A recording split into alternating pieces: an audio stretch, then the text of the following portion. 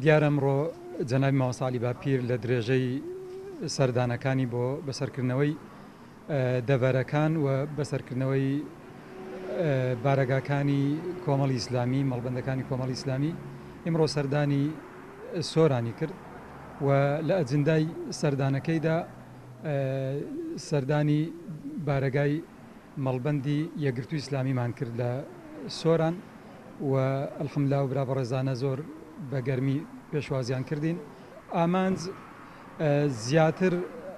ئەو هەماهەنگی و ئەو تێکەڵاوی کە بووە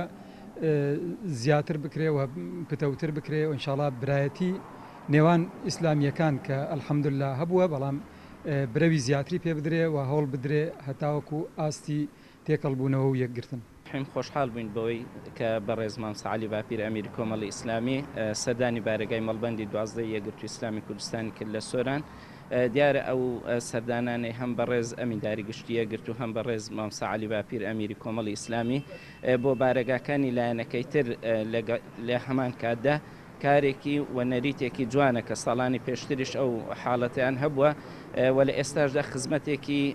زۆر باش بە پرۆژەی یەخستنی نێوماڵی ئیسلامیەکان دەکە. هیوادارین لە هەموو شوێنەکانی تر هەم مامۆستای ئەمیندار و هەم مامۆستا عەلی باپیر ئەو نەریتە بەردەوام پێ بدەن و خزمەتێکی باش دەکات.